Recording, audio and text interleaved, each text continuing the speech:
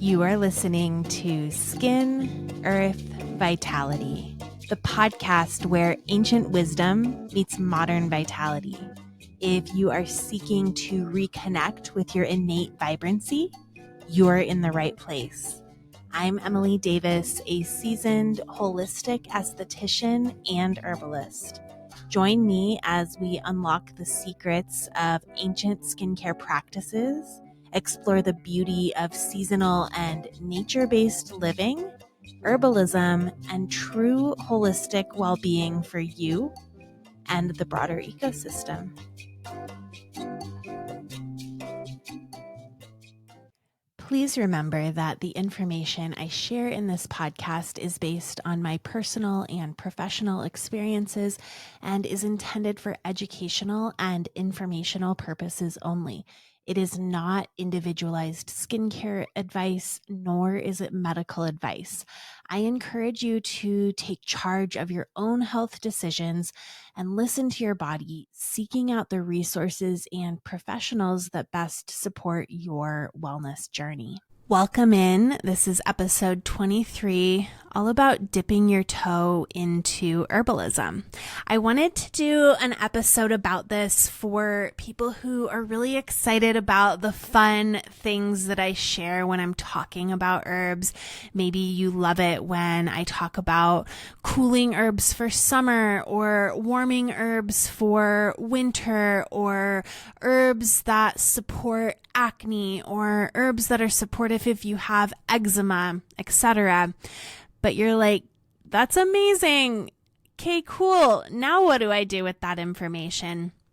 I think that for somebody who is not already entrenched in making their own preparations with herbalism, it can feel a little inaccessible, or that's how it felt to me at the very beginning, at least. And so my hope with this episode is to make it feel more approachable and like something that you feel like you could just purchase an herb that you hear about and buy it and play with it and feel confident in what you're doing. I enrolled in herbalism school in 2020, in January of 2020. And it was after that fall before I had taken a medicinal plant tour of the Botanic Gardens here in Denver. I went with my friend Belinda. We had gone on this medicinal plant tour and I just fell so deeply in love with everything that was being talked about on the tour. There was a tour guide and he was pointing out like, oh, here's elderberry tree and here's all the folklore behind elderberry. And they used to believe that fairies lived in this tree. And here is a pine tree and you can see the pine tips. And these are so rich in vitamin C and just all of the things. And I just felt like I had come home. And it felt so nostalgic and I fell in love. And so I enrolled in herbalism school and then COVID hit and I was lucky enough to get a lot of extra time to really dive into everything. And it was during a time when there was so much mass confusion and mass fear, herbalism really felt like this beautiful, comforting, safe space that I was able to go to. And I still feel that about it. I do consider myself a baby herbalist for sure. It's been 4 years, but there's so much to learn. It's a rabbit hole I'll never stop going down. But I still feel that when I'm stressed or when things in my life are going crazy, I can pick up an herbalism book and it's so calming to me. So I hope to maybe ignite some type of excitement in you today. And maybe, who knows, someone who's listening to this is the start down their path. So I grew up in a home where plant medicine was definitely part of our life. My mom was a naturopathic doctor and we never used conventional treatments like conventional cough syrup or things like that, we always would work with like echinacea for a cold or this or that. It was always powdered herbs in capsules, and it was also a very allopathic way of working with plants. So this is something that's wrong. You have this symptom. This is the herb for that. And what I've learned is there's a really big difference between holistic herbalism and allopathic treatment with plants. And it's totally normal to want, it feels more comfortable, I should say, especially in our culture, to use that allopathic model of working with plants, because that's just what we're taught. Like, you use this for that. And so I want to start out by talking about the difference between a holistic herbal model and a allopathic model or a pharmaceutical model. And I will say there's nothing wrong with the pharmaceutical model. There's nothing wrong with modern Western medicine. I am certainly glad that we have that for acute issues.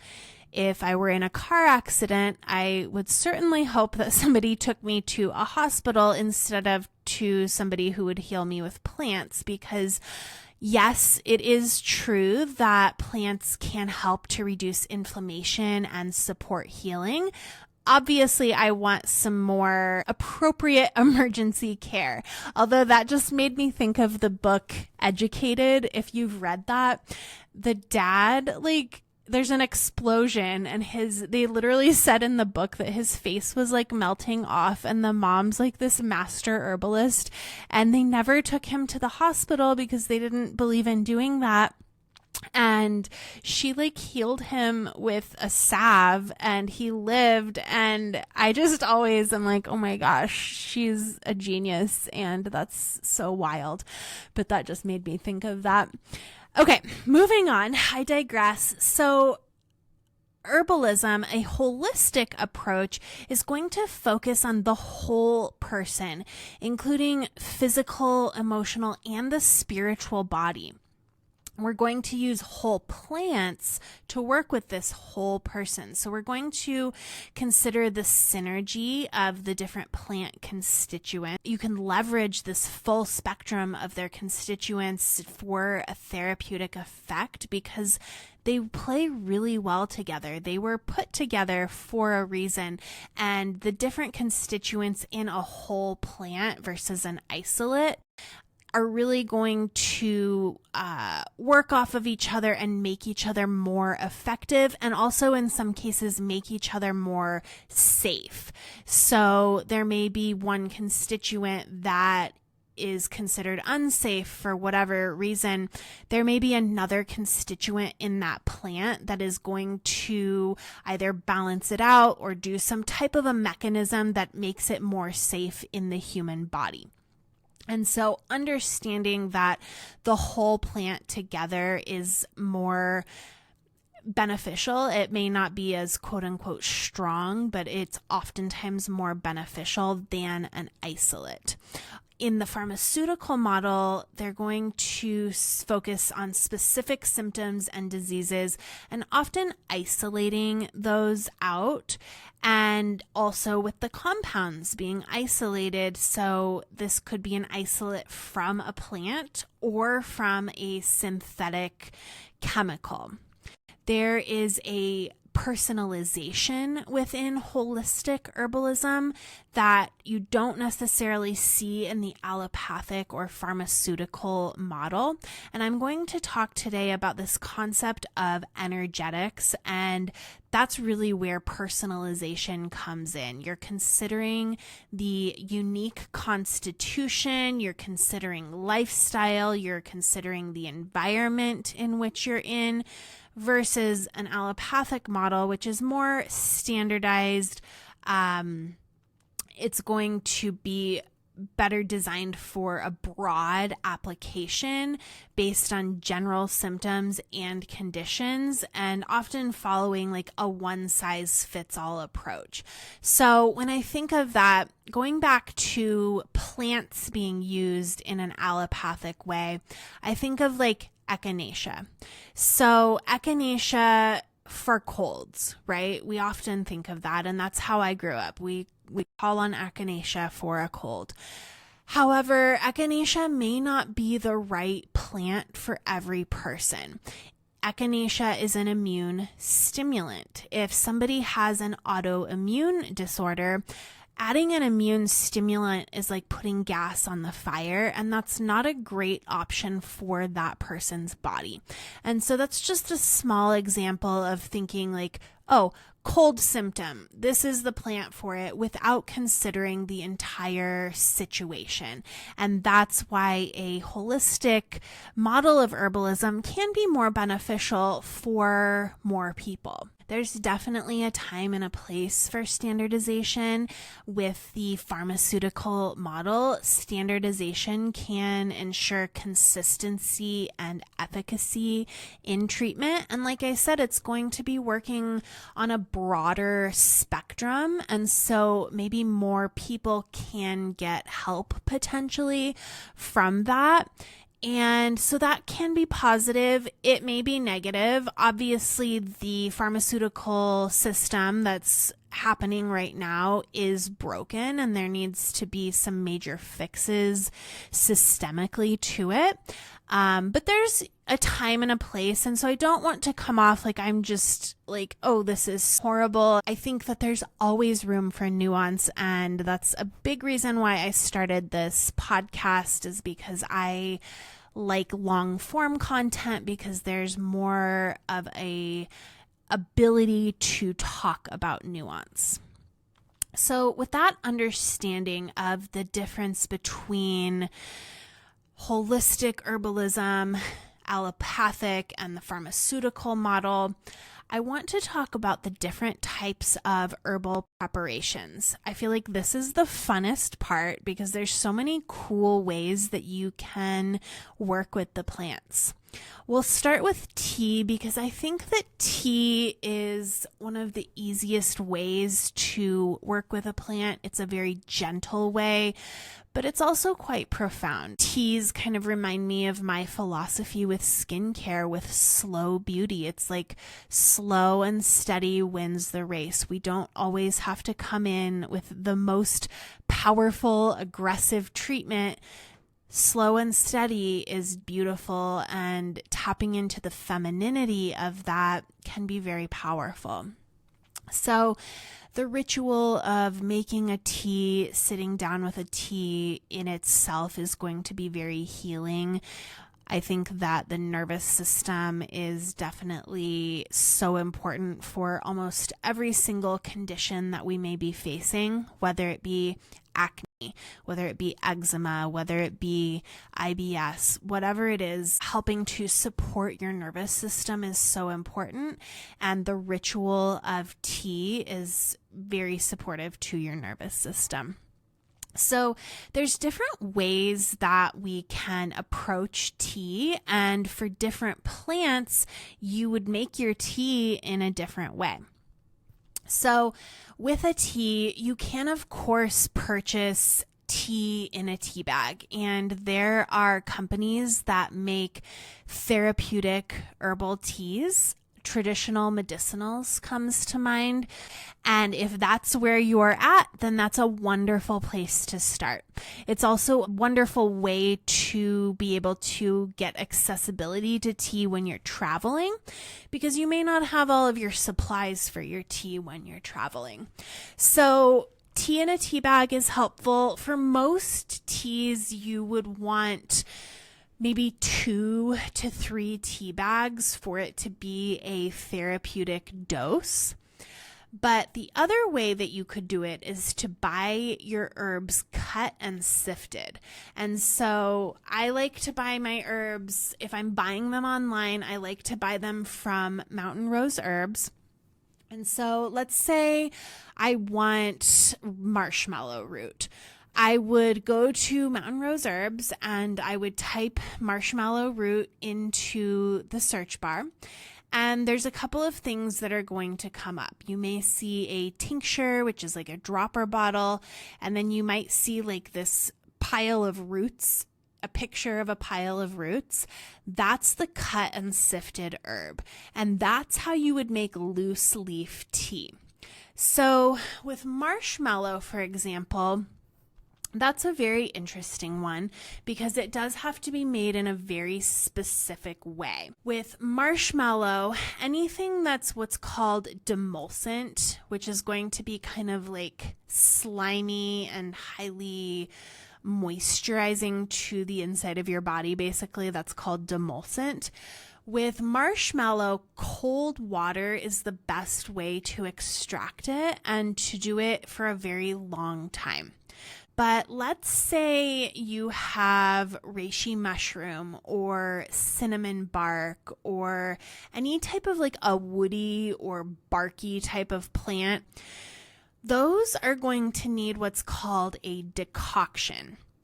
And a decoction is a low and slow simmer of the herbs. So you would simmer it for like 20 to 40 minutes. And the reason that we want to do that, if you think of that like woody or barky type of a plant, just putting hot water on it may not work. That's going to work better for something that's more delicate. But for this more robust type of a plant, you need a little bit more to coax the medicine out of the plant. And so decoction is great for anything like that. But if you are working with something more delicate, like a leaf or a flower, so I'm thinking peppermint leaf or calendula flower, then a regular old tea steep is fantastic. And so what you're going to do is you're going to put your cut and sifted herb, whether it be peppermint leaf or calendula flowers, in hot water. And you're going to do about 1 tablespoon to 1 cup. That's a pretty good rule of thumb for loose leaf tea. And you can steep it, and then you're going to strain it away. And you can do that in a couple of ways. You can use an herb basket, which is like a little basket that goes inside of your teacup. That's what I use most of the time.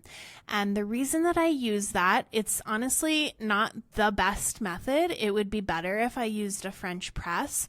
But I've found that I don't like cleaning my French press all of the time. I find it so much easier to use my little basket, and herbs that you're actually consuming work a lot better than herbs that you're not consuming. And I find that I'm not consuming them when I have to think about washing my French press. And so for that reason, I choose the basket. The better way is a French press, and the reason for that is because the water surrounds the plant material a little bit better, and it has room to fly around and infuse and do all of the lovely things. And you can also pump up and down with the top of the French press, which will help with the infusion. So if you are a French press user, more power to you. That's the best way to do a tea infusion. But another way is to just put the herbs in a jar and then strain them with like a strainer into another jar, basically. So that is tea, and I hope that that didn't feel overwhelming. If it does, start with a leaf or with a flower. Start with maybe like peppermint or a chamomile. And that way you can just start with the regular old infusion. So after tea, the next on my list is tincture. So a tincture is an alcohol infusion, and you can purchase a tincture, and that's a wonderful way to start out. That's how I started out, is just purchasing the tincture. You may also want to start making tinctures. And the cool thing about herbalism is that it's such a creative practice. It's part art and it's part science, and it's also part spirituality. So getting to do the arts and crafts side of herbalism is so fun, and making medicine is a wonderful way to have a creative outlet. So you can make your own tinctures, but if you're just starting out, you can purchase tinctures. Some of my favorite places to purchase tinctures from are Wish Garden Herbs, Herb Farm, which is herb and then PHARM farm. Gaia is amazing. I also really like the tinctures on Mountain Rose Herbs. You can also go to a local apothecary, and chances are that they also carry tinctures. So this is an alcohol extraction, and the reason that somebody might use a tincture versus a tea, one is perhaps the constituents in that plant, the ones that you really want to work with, are better extracted with alcohol. And so that's generally going to be ethanol, alcohol, vodka, which is like a 40% ethanol, or sometimes even a Everclear, which is a 95% ethanol. If you don't want to work with alcohol, then a tincture may not be your best option. A tincture is going to be really helpful in a situation like if you're traveling. A tincture might be a little bit less messy than a tea. If you are getting ready to go to bed and you need something for sleep support, a tincture might be better so that you're not waking up because you just drank a whole quart of tea and you have to go to the bathroom.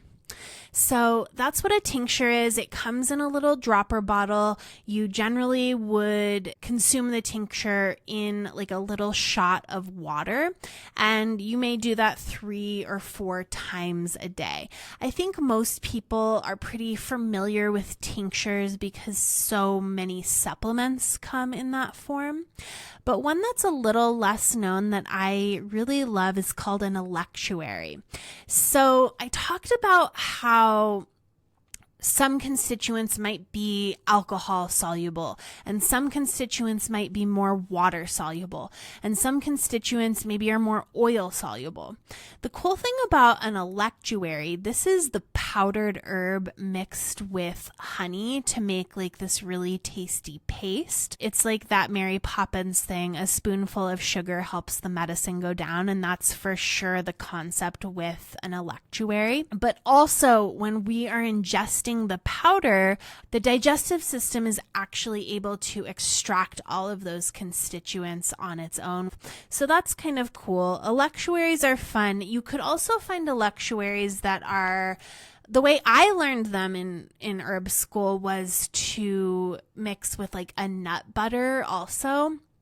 And so I've made some fun electuaries that were almond butter mixed with maca and reishi and ashwagandha, and I've made some almond butter cups with those. Next is an infused honey. And so this is actually taking the plant and putting it in honey. Garlic is coming to mind because it's a very popular one. You can put the garlic in the honey, just the whole clove. And honey has this really unique ability to suck stuff out towards itself. That's why I like it so much as an ingredient for clogged pores, because it's able to just like suck the oil out of the skin. It does the same thing with the plants. I've made lilac honey, I've made lavender honey, rose honey. So you can put the plant in the honey and you would just sit it out for like a month or so, and it's going to infuse into the honey. Next is infused oils. So infused oils are often utilized topically, and topical herbal medicine is one of my absolute favorite forms. It's important and beautiful. You can infuse your own oils, or there are a ton of makers that infuse oils for you. Pretty much every single thing in my shop has an infused oil, and this is a wonderful way to interact with the plants as part of your skincare. Infused vinegars are really fun because this is like a fire cider. So you can put fresh or dry plant, so that cut and sifted, or fresh plant into vinegar in a jar and let it sit for about a month to 6 weeks. And it's going to infuse into the vinegar. And then vinegar, of course, like apple cider vinegar, I'm thinking, of course, is going to have its own properties that are supportive. But fire cider, that's horseradish, onion, ginger, jalapeno, and you can add all kinds of other things in. You're going to get the benefit of all of those plants, and then you're also going to get the benefit of the vinegar. Vinegar is also exceptional for extracting minerals. And so anytime you're trying to make a mineral rich preparation, vinegar is a really great option for that. Some tools that you may want to invest in if you are starting this journey for yourself. One is a tea infuser, whether that be the tea basket, whether that be a French press. You can just look up online, metal tea basket, and a bunch of them will come up. There's a company called Pinky Up, and they sell a lot of great tea infusers. Jars and labels are pretty important in an herbalist's life. I have so many jars, they're coming out of my ears. But if you're going to make any type of a preparation, you definitely will need a jar, and then it's important to always label them. I've learned that the hard way by having so many mystery potions on my shelf, wondering what it was that I made. You'll want your what is called a menstruum, and so the menstruum is just the liquid used to extract the herbal preparation, whether it be alcohol, whether it be vinegar, whether it be honey, or even water. And then an herbal journal is really important.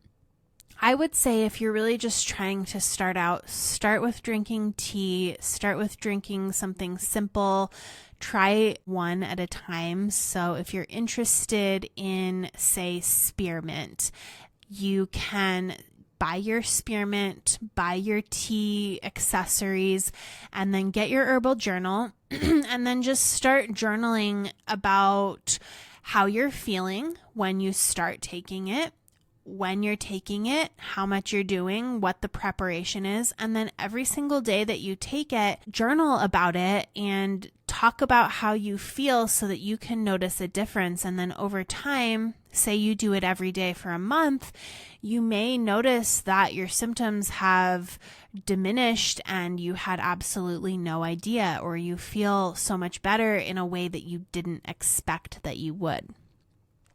So where can you buy the herbs? Local is always best. I'm always a big proponent of supporting a local apothecary. So Google, is there a local apothecary near me? And then you can find out if somebody is near you.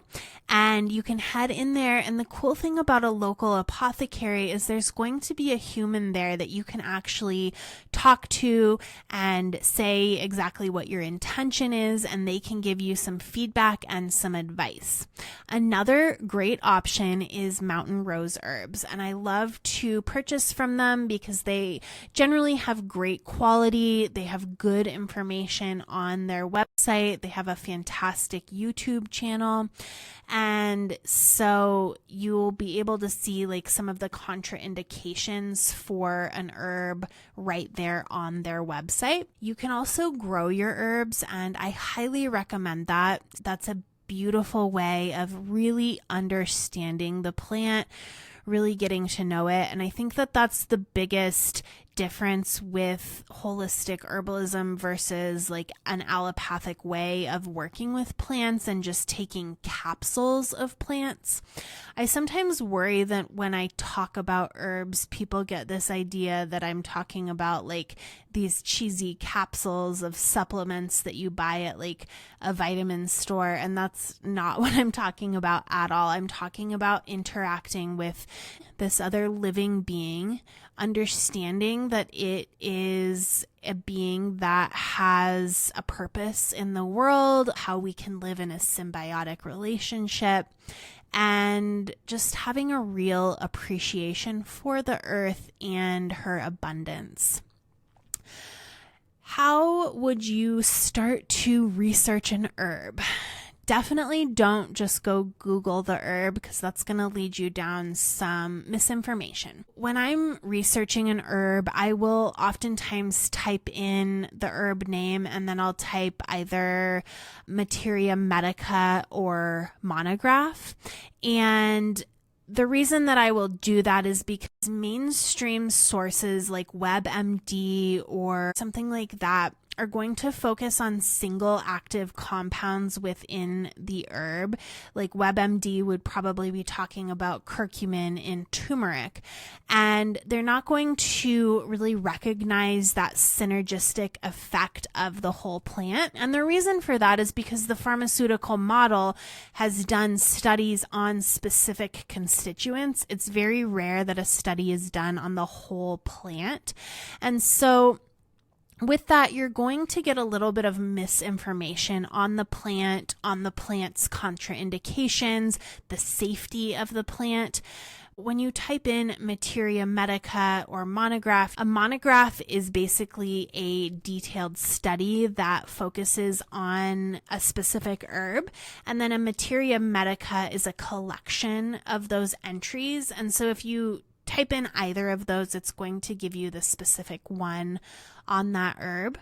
Some great resources that I like to read monographs from are Golden Poppy Herbs, Herbal Revolution, which is herbalrev.com, Herb Rally, and then the herb schools also have fantastic info. So commonwealthherbs.com, Chestnut School of Herbal Medicine, Herbal Academy, the School of Evolutionary Herbalism. Those are all fantastic resources to learn about plants, and you definitely want to understand what the contraindications are for plants.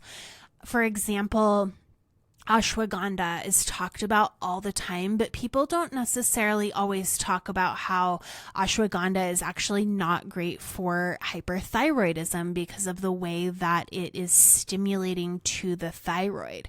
People also don't talk a lot about the energetics of herbs. And so when we're talking about energetics, that is going to be a philosophy of looking at plants that is a part of every herbal medicine, TCM, Ayurveda, Western herbalism. Herbal energetics is the concept in herbalism that describes the qualities and effects of herbs in terms of their energetic properties rather than just their chemical constituents. It's understanding how herbs interact with a body based on characteristics like temperature, so warming or cooling, moisture, drying or moistening. This approach is going to help match herbs to your needs and promote balance within your body. So, for example, ashwagandha is a very warming herb, and it may not be the best choice for somebody who is very constitutionally hot. So you would know if you're constitutionally hot, if you are really hot-headed, if you're quick to anger, if you have redness in your complexion often, if you're somebody who just gets really hot really easily. Observing your body's responses is the best way to understand your personal constitution. So first thing is temperature. Noticing if you are often too warm or if you're often too cold. Do you prefer cool environments? That may tell you that you are a constitutionally hot person. Or do you seek out warmth and hot beverages? That will show that you are constitutionally maybe more cold. I am definitely more cold. I will drink ginger tea all day, every day, even in the summer. I just love the warming things that are going to help me feel more warm.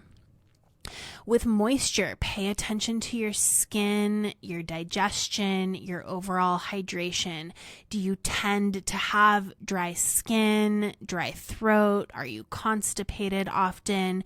Or on the other hand, do you experience oily skin and excess mucus and loose stools often? That can show that maybe you are constitutionally maybe more of a moist person versus a dry person who would have drier skin or that dry throat. Now, if you are a hot person, that doesn't mean that you have to rule out all warm herbs. That just means that you want to maybe blend in also some cooling herbs to balance it out a little bit.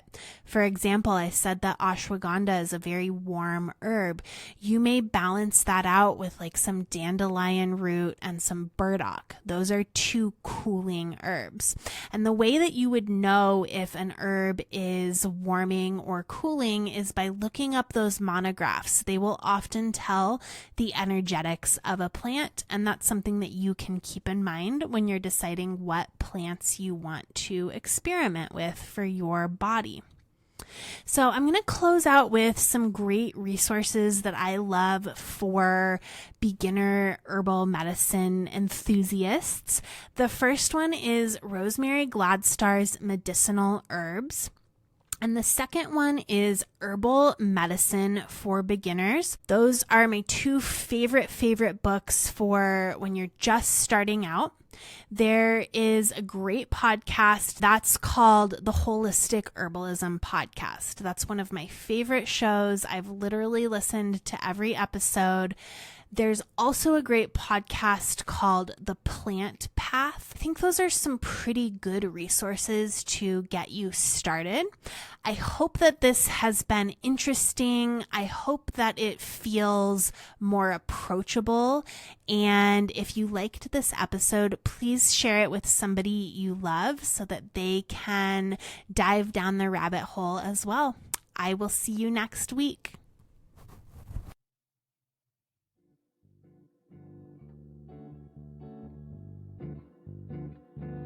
You've been listening to Skin, Earth, Vitality. If you liked what you heard today, consider giving me a 5-star rating. It helps other people just like you find the show. You can shop products and find all of my offerings on my website, stratumaesthetics.com, and follow me on my social channels at Stratum Aesthetics.